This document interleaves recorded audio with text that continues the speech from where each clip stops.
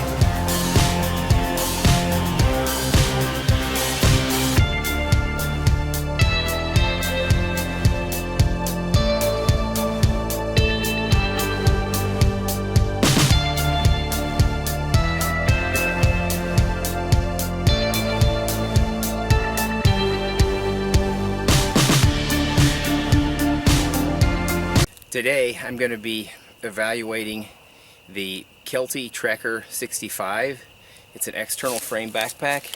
You can see it's loaded to the gills, and I'm going to be evaluating the comfort, load-bearing capability, because I'm not used to carrying an external frame pack.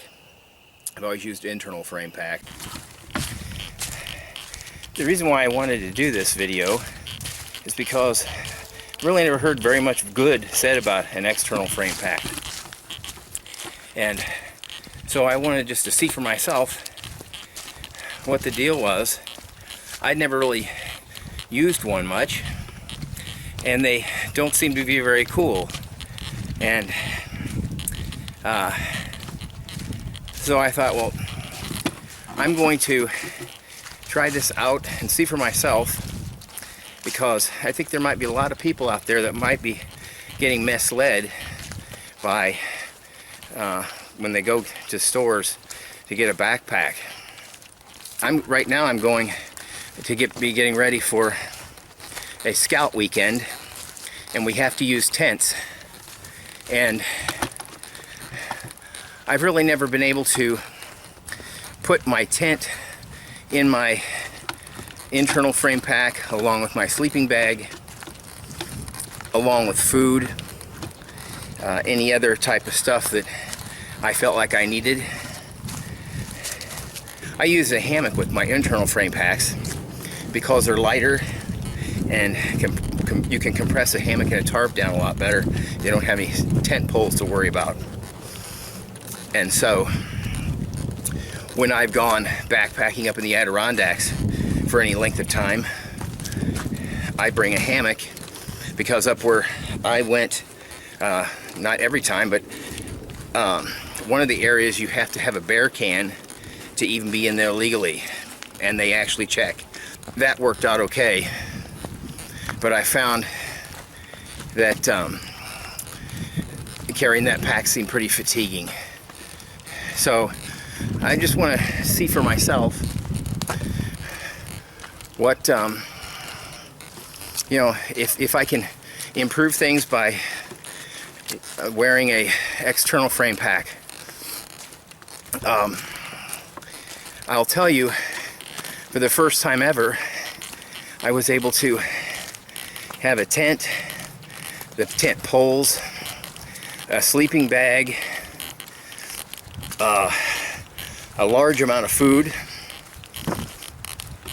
I even brought a bag that I have tools in, with that has a folding saw, a spare knife, and compass, cordage, and tape, basically the 10 C's. And I put that in there, and then I just kind of started putting extra stuff in there just to see if it fit. And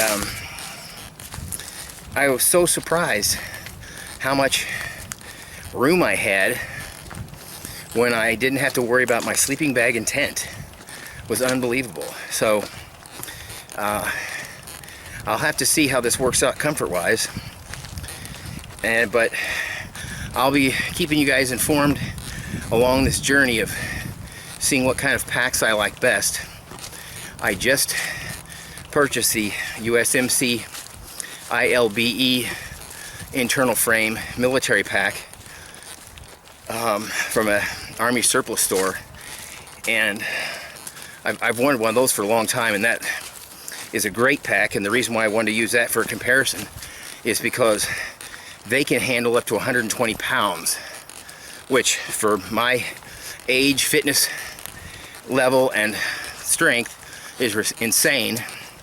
But at least the pack system and frame and everything can handle it. So that was why I thought that would be a good one to compare it with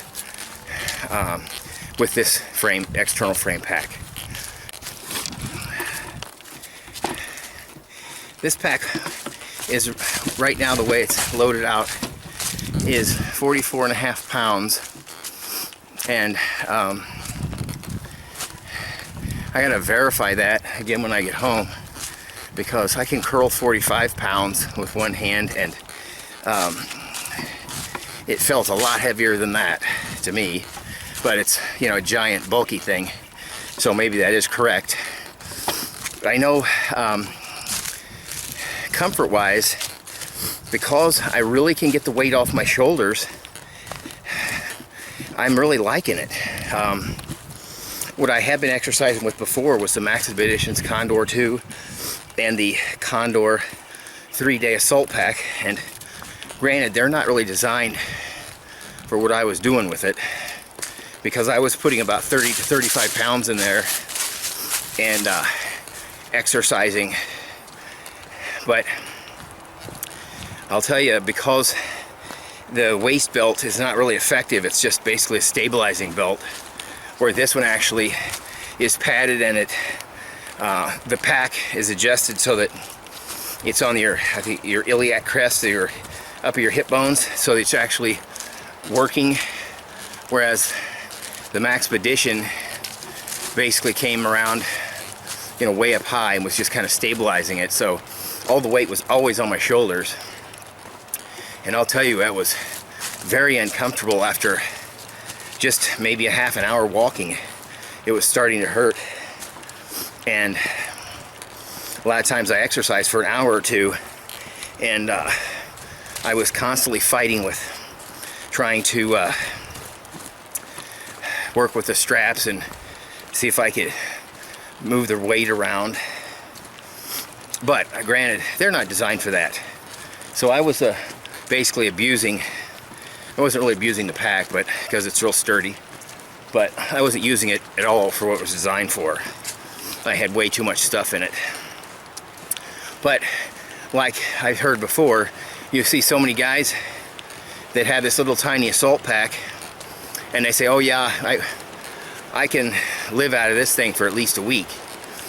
Well, all I have to say is I'd like to sit with you while you're living out of it. Unless you're talking about eking by in a survival situation where you're barely even sleeping at night, then maybe I'd agree with it. But when I'm planning to be out and spending the night, I like to be comfortable and have the things that I want with me, especially if I'm wanting to practice skills or play with different kinds of fire starters or knives or different things. That's a lot of extra weight, and if you want to play with those things, you have to have them with you. So, you know, you're going to be carrying them. So that's when a lot of times, and most of the time actually, I have a bunch of extra stuff that I don't need, but I want to have with me so that I can practice using those things. So if I'm ever caught out with almost nothing, I'll be proficient. Or if I'm just comparing one thing to another, I'll have to have both of them. So And that's a different story. It's not like right now I'm walking the Appalachian Trail and I'm through hiking. But I can tell you, if I was through hiking on the Appalachian Trail, I wouldn't want a little tiny 1-ounce folding pocket knife for my cutting tool. And that's it. Because maybe you can rely on either eating cold freeze-dried stuff or just using an alcohol stove. But there might be times when you need to deal with preparing wood, processing wood, and you're not going to do that with a little pocket knife. I just had to show you around here. Obviously it's too early for any leaves or anything really, but this is such a beautiful area. And some of you will probably recognize one of my favorite parks. Underutilized, which I'm glad.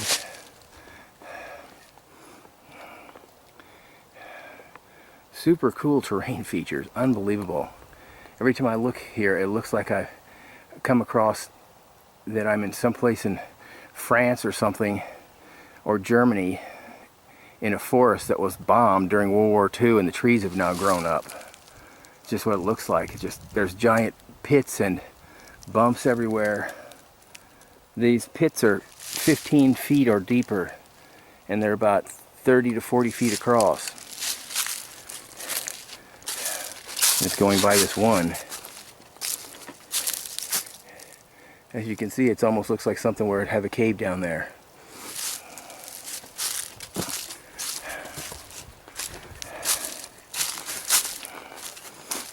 One thing I will say about this pack that might bother some people is they creak. It sounds like I'm on a horse and I got leather. I don't know how many of you have ridden horses, but I just feel like I'm on a horse and I got the leather squeak going on. I've been walking for 45 minutes, I think, and I'm not really noticing any fatigue.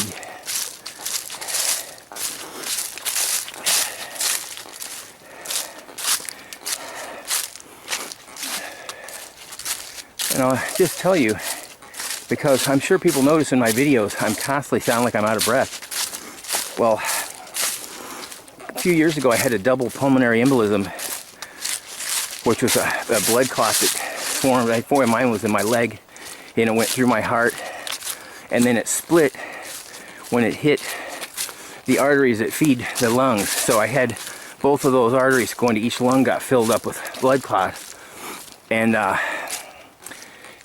luckily I had the Lord holding my hand, because one side's fatal, and I was like that for a week, not knowing what was wrong with me.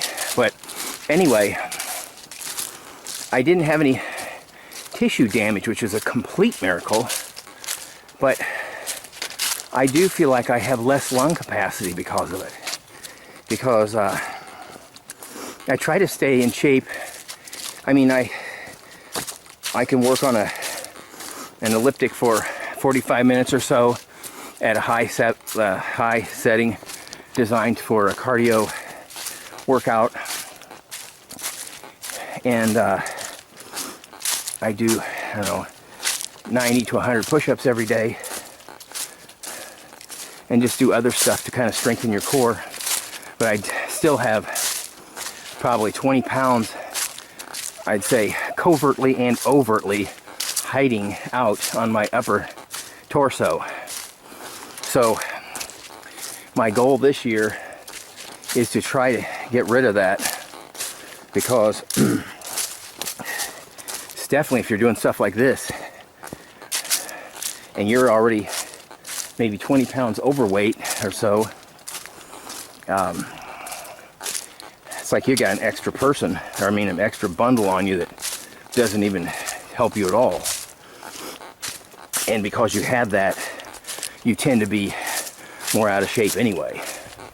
So that's what my goal is to get rid of that. And so, and hopefully it'll make the difference. But I still think I'm going to be huffing and puffing, because it's just kind of like that's how I ended up after I healed up from that.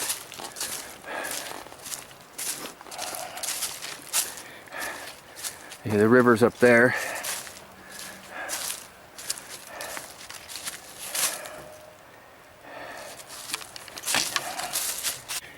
And this is just for the deer hunters out there. Classic scrape. Let me see if I can. And for all the rest of you, I am sneaking a little rest stop for a second. So you can see where the leaves have been scraped away and there's hoof prints in it. But the really classic thing is you look, there's always an overhanging branch. And what they do is they'll chew on them. They'll rub their the gland that's in like next to their eye into the branches and twist around with their horns. But mostly it's they're trying to rub their gland scent on here. So this one right here is broken. This one you can tell has been nibbled and broken, snapped down. But that's just a really obvious scrape. And there's the where they scrape that away, and then the does will come in there and urinate in it, and it drives the bucks even more nutty than they already are. All right, that's enough for my little break. I just walked up a about a 60-degree incline. Well, probably 45 degree. With this weight, it seems like 60, but it was really long. And the really thing that was bothering me was my glutes were killing me. They're screaming at me to stop. But now I'm fine. Just all I had to do was walk a little bit on the where it's flat. At first I thought it was my hips hurting, but it was just the glute muscles, which that's normal. I can get that from using a squat machine or anything like that. It's the same kind of feeling. Still doing okay. I'm also I wanted to see, it looks like the pack is pretty straight on my body. Might be slightly listing off to this side a little bit. It's hard to tell because I'm at kind of a different angle. I'm not really straight to the camera. But when I get back to my car and finished exercising, what I'll do is I'll just lean it up against the car, stick it on top of it or whatever, so that I can kind of go over all the stuff I had in there. Not all that stuff, but just show you how you can put your tent and sleeping pad and everything on the outside. Now, the other thing is too, and I just got one, is a rain cover. You know, they sell them for internal frames, but an external frame, you really need it because you've got stuff on that's outside where it's completely exposed to the weather. So I got that. It's a really nice one from Kelty. And my sleeping bag is in a dry compression sack, but just for extra measure, you just have a cover over everything else, and that also keeps rain out of the, you know, from creeping in where zippers and stuff are. But I'll get back to you when I get up by my car, and I'll just show you how I've got it packed, and also I'll explain how you can get the weight off your shoulders and what you need to do, because I'm sure some people aren't sure about that, because it took me a little while to get that part figured out.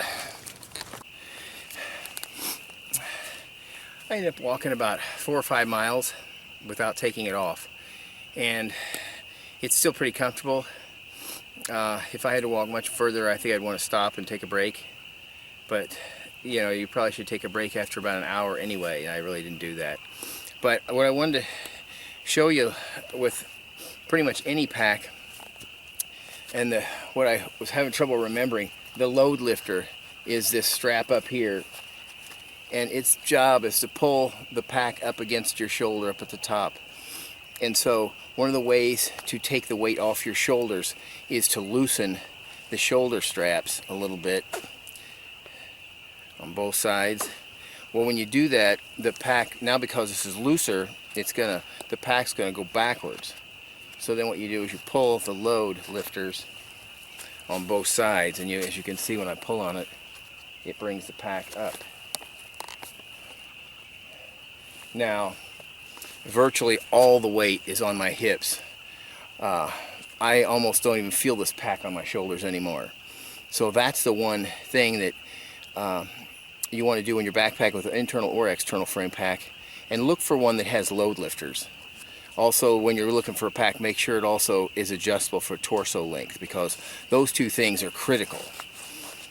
So what I'm going to do is I'm going to take the pack off, and then I'll just kind of I found there's a picnic table here, so instead of sticking it on my car, I thought I would just lean it up against the picnic table and just kind of go through briefly what this pack is about. Stay with me. There you go. As you can see,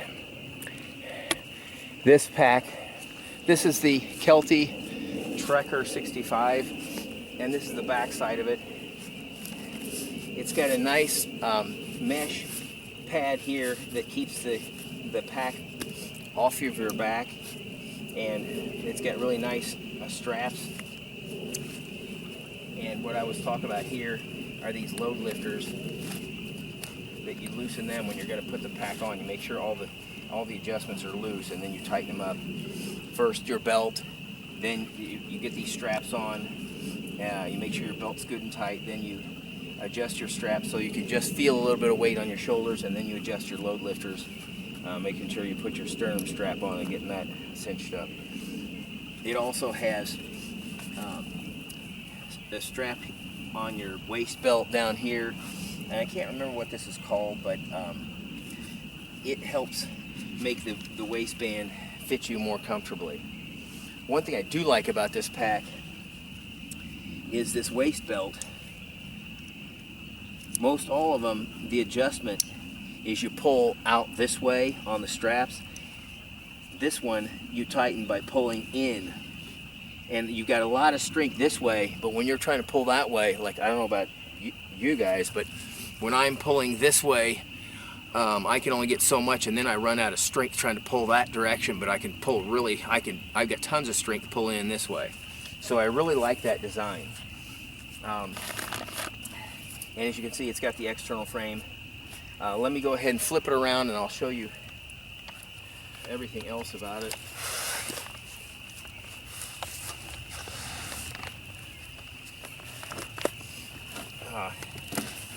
Don't want it falling off here.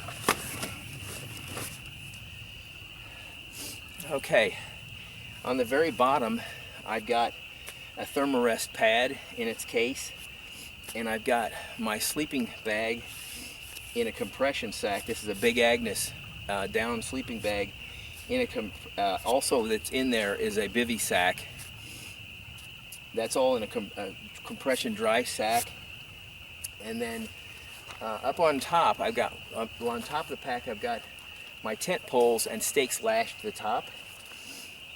And there's a compartment in here that is designed for your sleeping bag, even on this type of pack, which I virtually said everybody I talked to or heard on the internet said that they didn't use that because they put their pack down here. What I did is I stuffed my my tent and rain fly and my sleeping clothes all in this bottom compartment, along with a really light fleece jacket, sort of like the one I have on. And then it's got 4 pockets. The one pocket way over here, let me move this up closer so you can see a little better. This pocket right here is a really big pocket. It's got a compression strap on it. It's actually double pocket. This outside pocket,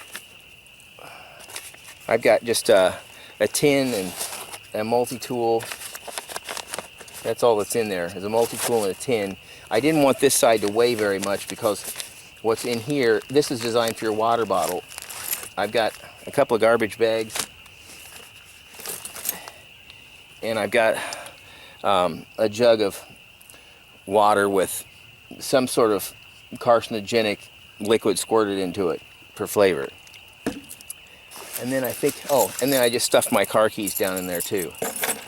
But I haven't found very many packs that actually had enough space for a full-size water bottle. And the reason why I put this type in here instead of like my stainless steel one is inside I have a cook set that has a little pot and a cup, an alcohol stove and stove stand. So I have plenty of containers to heat water with, so I didn't really need that. But that's got loads of space, fits right in there, and then there's even space for that. And I just put my car keys in there. Actually, now I can just snap them on here. I just didn't want them jingling along. I'm almost back to my car. So then it's nice to have a compression strap to keep the water bottle cinched up tight. So that's a really nice feature. It does not have any long pockets that go behind these pockets like the old Keltys did, and I'm sorry it doesn't, because that was a great feature because you could put something long in there, but they did away with that for some reason. Now, how I packed this was, the reason why I put, obviously this is for a water bottle, but heavy stuff you want, in this type of pack, you want the heavy stuff high up and close to your back. So anything heavy in these outside pockets, I tried to make sure they were in the upper pockets, like over here, this pocket. This one has a fire kit in it that I just stuffed in there just to see if it would fit. So I've got this, pretty heavy fire kit in there. And then down here,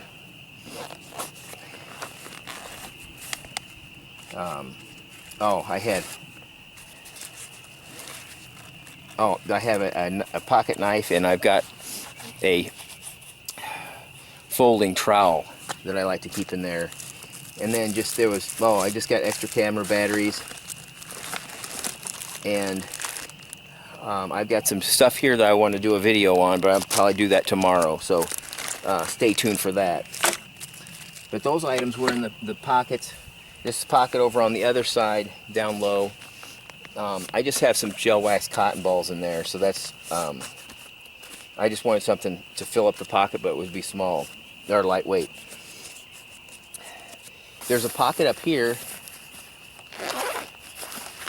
that I'm going to put my rain cover in here. I forgot and left it at home, but I've got a first aid kit in there now, and I got a package of zip ties in there too, in case I need to repair something or fasten something together. But these are incredibly versatile, and so far, so good. It's got a really nice, the zippers are great too, by the way. They came with a really nice little aluminum zipper. I guess they just hang on there, zipper pulls.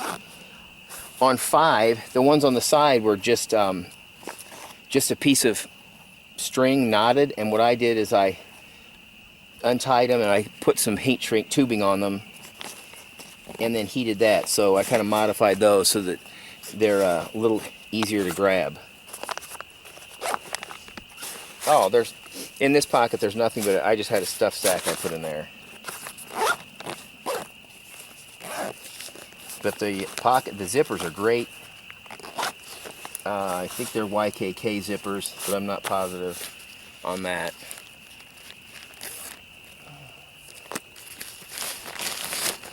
And if you're a masochist, you could fill up this extra space here.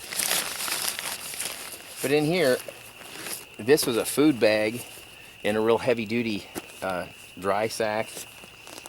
And then I had, this is just a bag with, I call it a tool bag, but so that's heavy. So these two items are the most heavy, so I put them at the very top, and then I just tried to put lighter and lighter as I went down, and I'm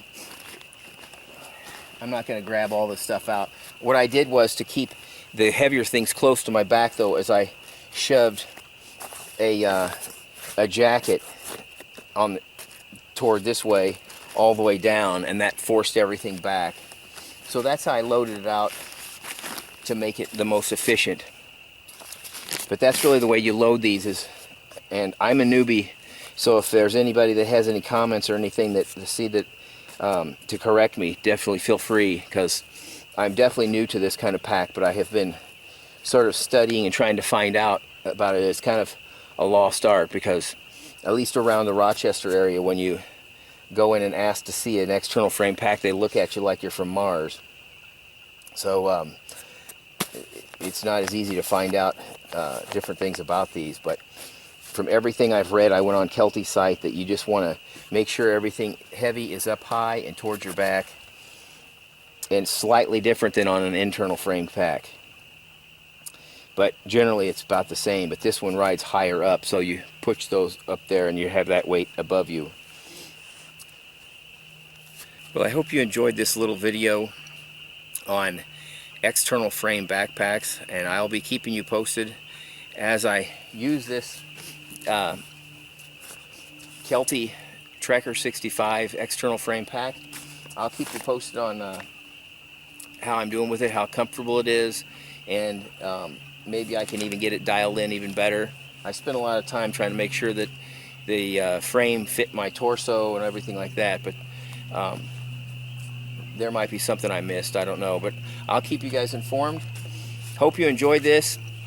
Be sure and push the like button if you liked it, because YouTube likes me better if I get, the more likes I get, and I really appreciate all your views and comments. And please subscribe to my channel if you haven't done so before. And until we meet again, God bless.